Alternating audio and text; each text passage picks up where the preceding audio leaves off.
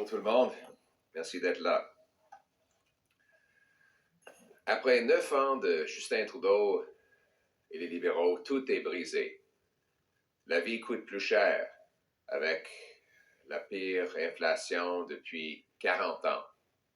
Le coût de nourriture a augmenté 37% plus rapidement au Canada qu'aux États-Unis. Et c'est consistant avec l'application des taxes et les déficits inflationnistes de Justin Trudeau et des libéraux. Le coût de logement a doublé et a augmenté plus rapidement que parmi tous les pays du G7. Maintenant, 80% des Canadiens croient que l'accès à la propriété n'est juste pour des très, très riches.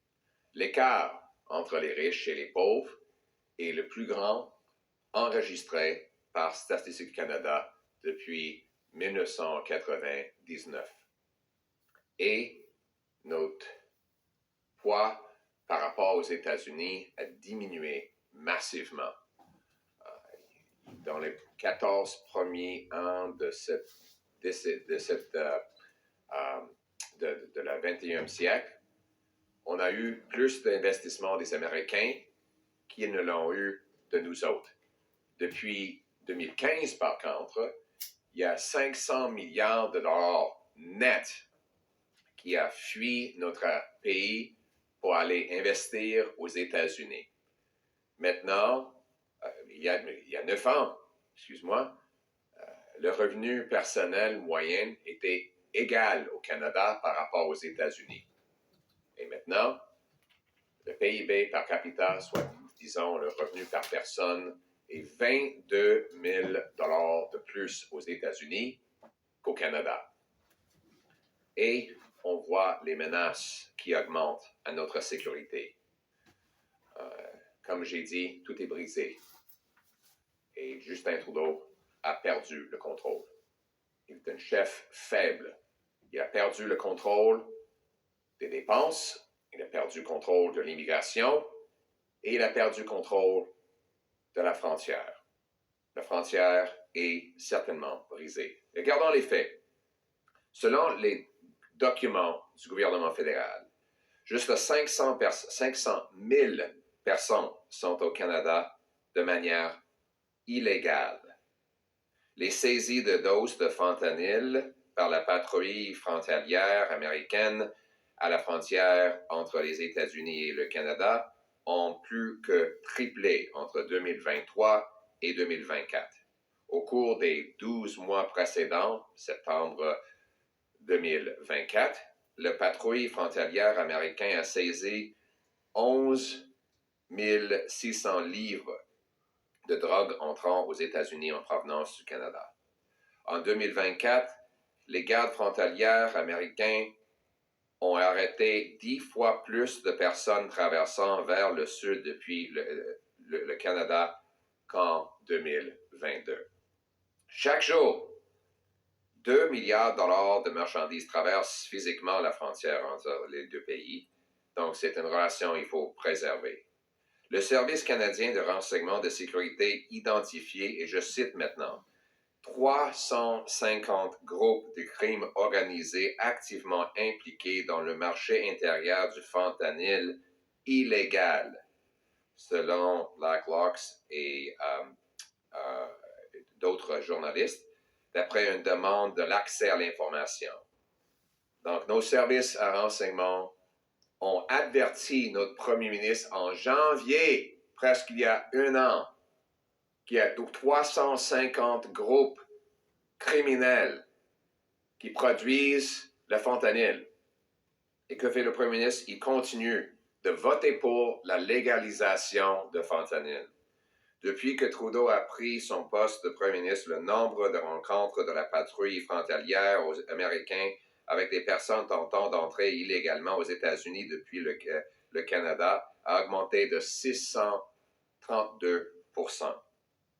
Rien qu'au cours des 10 premiers mois de 2024, le patrouille frontalière américaine a intercepté plus de 21 000 personnes traversant illégalement de notre frontière. Et on sait, c'est pas juste la frontière. Le fentanyl tue notre monde. On a perdu 47 000 personnes aux surdoses au Canada. C'est plus qu'on a perdu pendant la Deuxième Guerre mondiale. Les expérimentations de Justin Trudeau de légaliser les drogues, de financer des opioïdes, est une catastrophe monumentale qui va être étudiée à travers le monde comme l'un des pires échecs de la politique publique qu'on n'a jamais vu. La faiblesse de nos forces policières nationales, policières, frontalières et de renseignement est à son sommet après 9 ans de Justin Trudeau.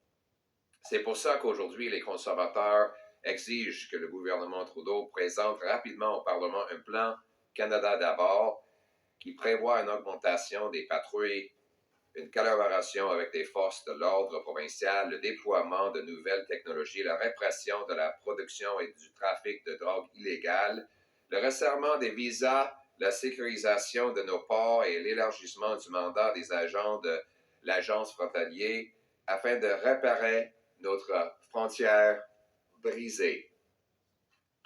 Je propose le suivant pour sécuriser notre frontière.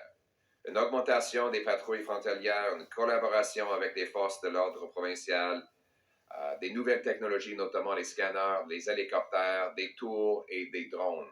Un resserrement des règles en matière de visa, une répression de la production et du trafic de drogue, et une sécurisation de nos ports en augmentant le nombre d'agents sur le terrain et de scanners. Un élargissement du mandat des agents de l'agence frontalière pour qu'ils puissent appliquer la loi au-delà des postes de contrôle frontalier. Justin Trudeau a perdu le contrôle du déficit de l'immigration et de notre frontière, et dans moins de 2 mois, le président Trump entrera en fonction et il menace la possibilité des tarifs sur notre pays liés à la réparation de notre frontière. Depuis que Trudeau a pris son poste de premier ministre, le nombre de rencontres de patrouilles frontalières américaines avec des personnes tentant d'entrer illégalement aux États-Unis du Canada a augmenté de plus de 600%. Rien qu'au cours des 10 premiers mois de 2024, la patrouille frontalière américaine a intercepté plus de 21 000 personnes. En plus, on sait que le ministre de l'Immigration lui-même, il a avoué que les libéraux ont perdu le contrôle de l'immigration, que l'immigration est devenue, et je cite, incontrôlable. Il a également admis avoir permis à 2 terroristes de l'État islamique d'entrer dans notre pays.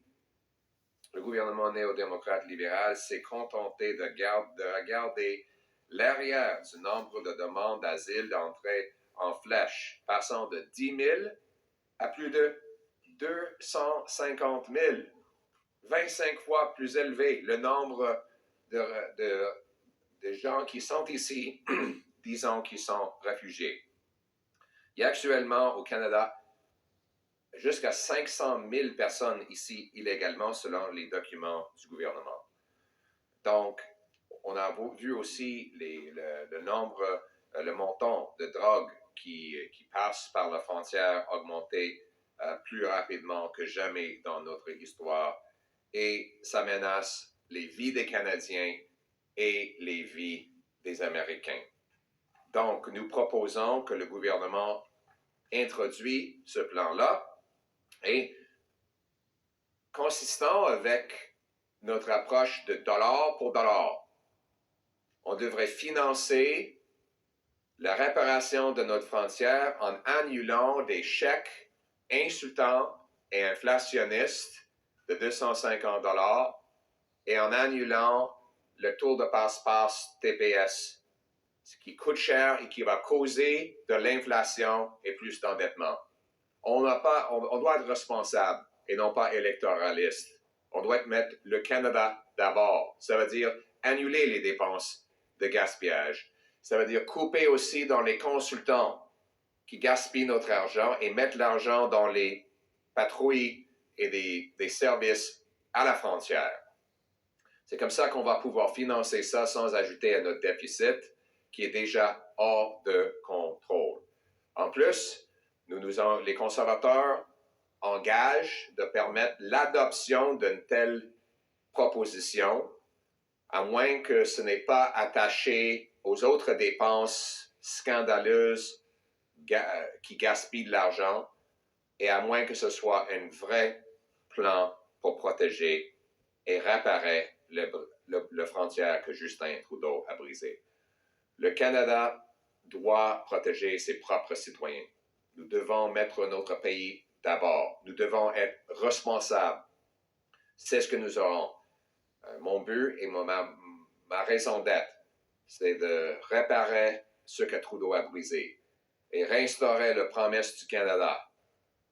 C'est-à-dire que chaque personne qui travaille fort devrait avoir un grand chèque de paie et pension qui permettent d'acheter de nourriture et de logement dans des communautés sécuritaires.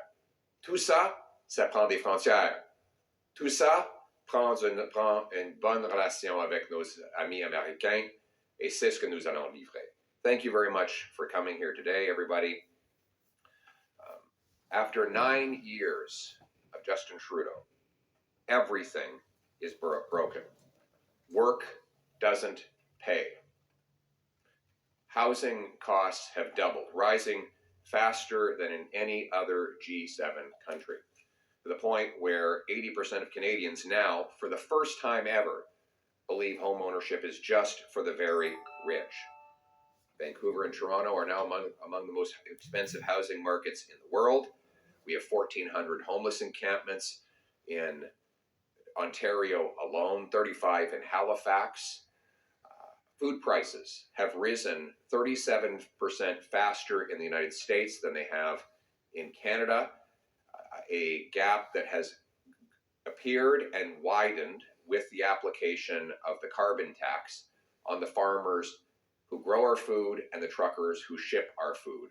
A tax that Justin Trudeau and the NDP Liberals now want to quadruple to 61 cents a liter, which would not only starve our people and kill our jobs, but would grind our economy to a halt.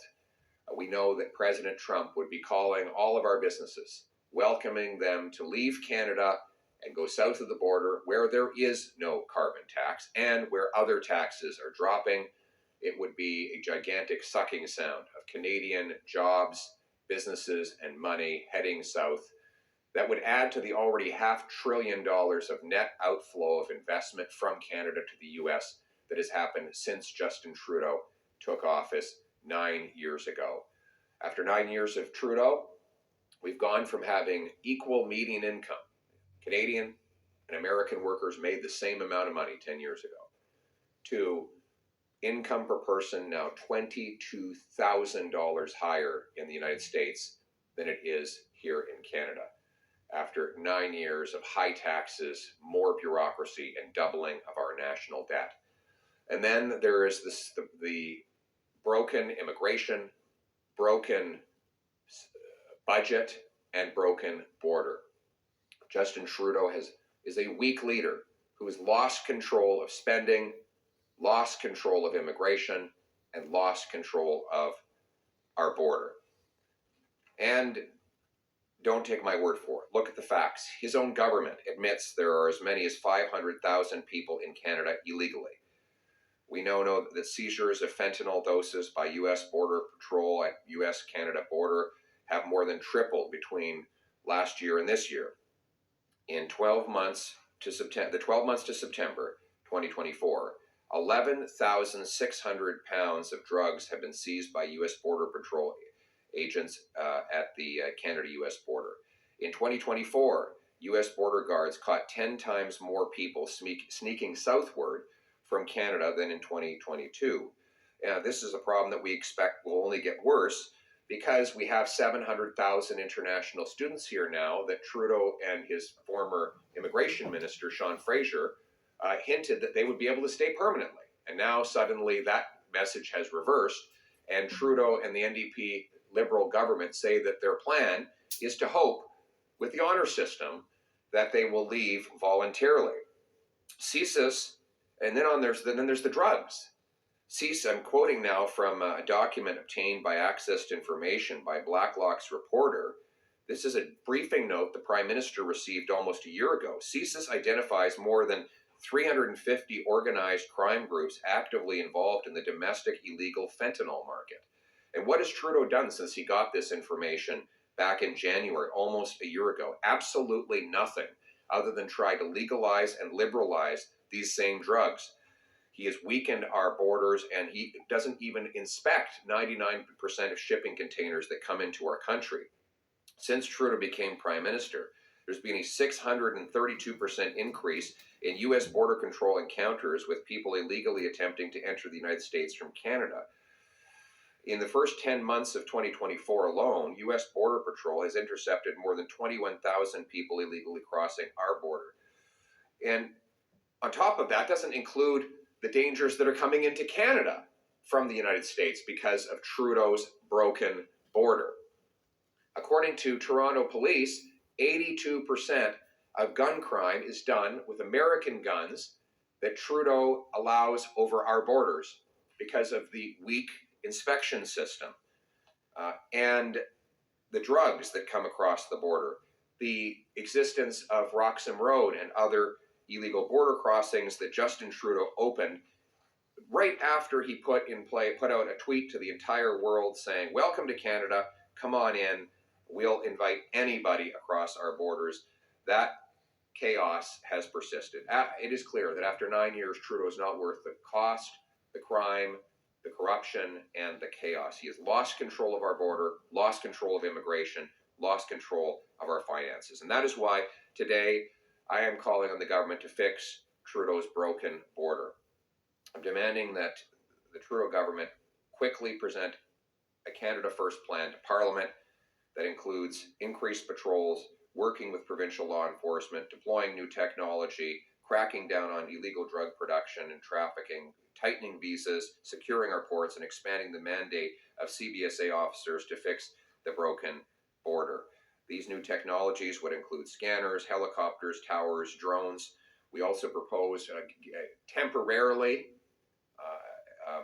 deputizing provincial law enforcement whose premiers wish to fill in the holes the Trudeau government has caused.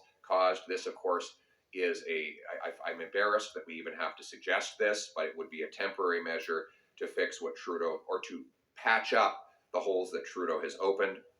We need a real crackdown on illegal drug production and trafficking by reversing, for example, the C5 changes that Trudeau brought in, which reduced penalties for production and trafficking of hard drugs. We need boots on the ground, scanners all around, and a stronger border. We need to expand the mandate of CBSA officers to enforce the law beyond border posts. The reality is that Trudeau has lost control of the deficit of immigration and of our border. In less than 2 months, President Trump will come into office. He has threatened the possibility of imposing tariffs unless there is action to address Trudeau's broken border. Since Trudeau became Prime Minister, there have been massive increases in illegal border activity. It is his job to immediately introduce action to solve it. Now, it's not just for Donald Trump. Frankly, we have to acknowledge that he is the new president of the United States of America, and we have to protect our economic interests, but we have to protect our own interests. It is unacceptable for Canadians to have 47,000 overdose deaths. It is unacceptable for Canadians to have 350 crime groups actively producing and shipping fentanyl. It is unacceptable for Canadians to have $100 billion of money laundering. It is unacceptable for Canadians to see a 200% increase in overdose deaths. Even if President Trump were not calling for this action, we should be doing it for our own country and for our own interests. And these increased border measures should be paid for using the dollar for dollar principle, which will guide my government. And that is why I'm proposing to fund a bolstered border the Prime Minister should cut high-priced CBSA consultants and cancel the $6 billion of insulting inflationary spending, the 2-month tax trick, and the inflationary checks. That money will only give us more inflation while jacking up debt. A $250 check will not mean anything to someone who loses their job because of a tariff dispute. A 10-cent savings on a bag of pretzels will not mean anything to a mother who's lost her child to an overdose of drugs. And as for getting it passed, we will plan to continue insisting that the Trudeau government stop blocking Parliament and release all the data to the police on the Green Slush Fund scandal. We will make accommodations to quickly pass a border plan if it goes towards fixing Trudeau's broken border, that we can get it done. There are no excuses. Justin Trudeau has had 9 years, and the results are a disaster. But the good news is, life was not like this before Justin Trudeau, and it won't be like this after he's gone. We're going to bring home a common sense plan, axe the tax, build the homes, fix the budget, and stop the crime. That requires a strong, robust border, like the one we had before Trudeau, with boots on the ground, with security at our ports and other land entries. It means a stronger armed forces, stronger police, and stronger law enforcement. It means protecting our people against the world's dangers. All of this is for the singular purpose that I am running for Prime Minister, which is to restore Canada's promise. That is, a country where hard work earns a powerful paycheck and pension that buys affordable food and homes in safe neighborhoods. A country where anyone from anywhere can do anything in Canada. Let's bring it home. Thank you. We'll now take questions from the floor. Thank you. Jeremy from CTV News. Your party continues to lead public opinion polls. If you form government, how quickly would you meet NATO's defense spending target of 2%? That's a good question. First of all, let's all acknowledge that I will be inheriting a dumpster fire of a budget. The national debt has been doubled. The deficit is raging out of control. We know last year's deficit was at least 20% bigger than Trudeau claimed. The Prime Minister won't even tell us what this year's deficit is after having asked him all of those times. Our economic growth is collapsing. Per capita GDP dropped for 6 quarters in a row. I'm not saying this to dodge your question. I'm just telling you what the mess I'm going to be inheriting, because we have to fund our military out of the money that we have. What I have said so far is that I will be cutting foreign aid, by taking money away from dictators, terrorists, and global bureaucracies. I'll be cutting back office bureaucracy and ending the procurement boondoggles. We will put all of that extra savings into rebuilding our armed forces, expanding the reserves, and deepening our presence in the north to protect our part of North America and reassure our American allies that we are a solid security partner. And that is going to be necessary, not just for our security, but for our economy. Thank you. Next question. Good morning, Mr. Poilievre. JP Tasker, CBC News. Can I ask you about asylum seekers? The number of asylum seekers has essentially tripled over the last 7 years. We're up to 130,000, on pace for more this year. The number of resettled refugees has also doubled. Is it time for a hard cap on the number of asylum seekers and refugees? And what's an acceptable number to you? I think it is time for a cap, and it's time to get rid of all of the abuse. One of the problems we have now is that Trudeau got rid of the visa requirement for Mexico and basically allowed thousands of people to come here who are not refugees, who are ultimately rejected as refugees, but only after many years of us paying their bills and funding their legal cases and paying for the bureaucracy of treating their case. We need to shut off the flow of false refugee claims who are in no danger in their country of origin, but who are sneaking in either through our porous border, through our weak visa system, and then when they land here, making a false claim. By the way, I'm not accusing them of making false claims. The refugee board ultimately finds those claims are false. But in the interim period, we're stuck with the false claimant for 5, 6, 7 years. And this is putting enormous strain on our housing market, our healthcare system, and our job market, where our Canadian jobs are being taken by black market, under the table workers that take cash and ultimately deprive our people of jobs. Now, I have real refugees. I love real refugees. Our country was built in large part by real refugees who were genuinely fleeing danger, like my wife. But I have no time for people who lie to come into our country, and that is the problem we have to cut off. And when we do, we can get back to the normal levels of refugee counts that we had before Justin Trudeau, the numbers that we can absorb, care for, and employ. And that's what we will do when I'm Prime Minister. Thank you. Next question. Good morning, Judah Melissa, Canadian Press.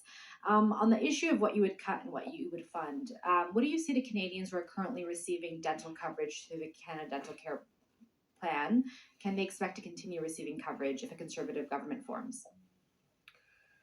Well, right now we have a lot of promises from Justin Trudeau. The biggest winner so far has been Sun Life, the insurance company that got the contract to deliver this, and Justin Trudeau is making a lot of very big promises, but on all of those promises, he's failing to deliver. So we're carefully looking to find out what numbers are true. We're not going to regurgitate government numbers that prove always to be false later on. I think it's unfortunate that so many in the media simply regurgitate government talking points rather than actually doing the serious analysis. I mean, you guys all reported that the carbon tax was going to make people better off. And then what did we find out from the parliamentary budget officer? That 100% of middle-class Canadians are worse off from the carbon tax. 60% of the population will pay more than they get back.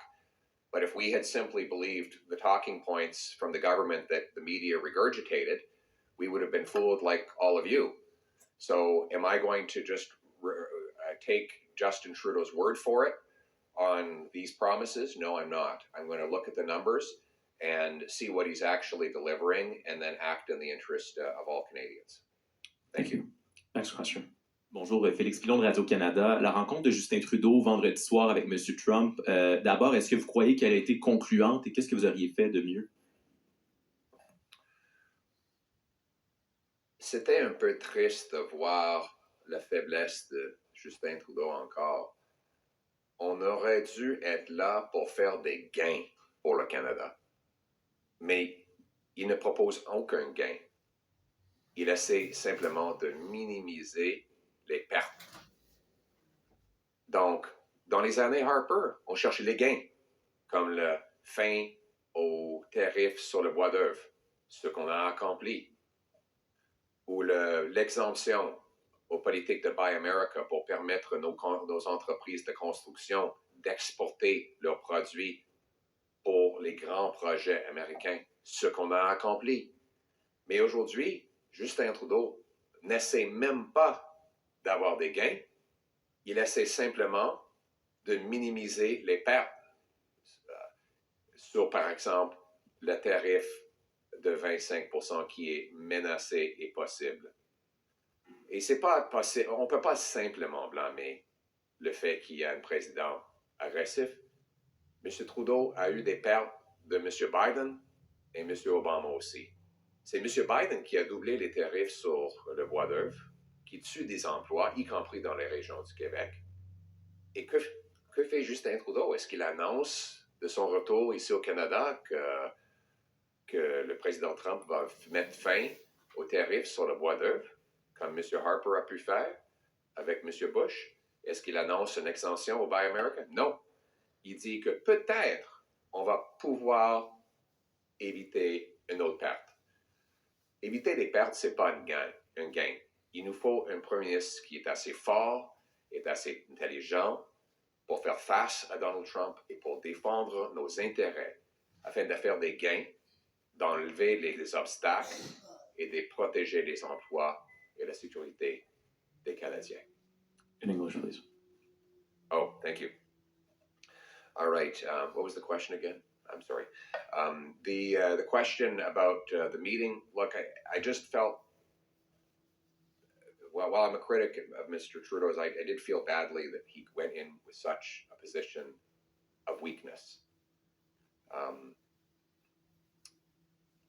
Normally, when a prime minister goes to the United States to meet a president, they're looking to make gains. What gains did we hear from Mr. Trudeau? None. He's just trying to limit losses. Did he come back saying we're going to get an exemption to Buy America, like Harper achieved from Bush? No. Buy America is still in place. Did he say we're going to get an end to the softwood lumber tariffs, like Prime Minister Harper got from President Bush? No. Not only are they still in place, Biden just doubled them. All Justin Trudeau offers is minimizing losses. And this is the consequence of having a weak prime minister who's lost control of our borders, lost control of immigration, lost control of crime and drugs, and lost control of our economy. And Canadians are paying a dreadful price for everything that Justin Trudeau has broken. And we need a strong prime minister who has the brains and backbone to put Canada first and to fight for our workers and our security. Thank you. This will be the final question. Mickey here with Politico. Who from Trump's transition team have you or your party been in touch with since the US election? I'm not the prime minister. Thank you. Thank you very much.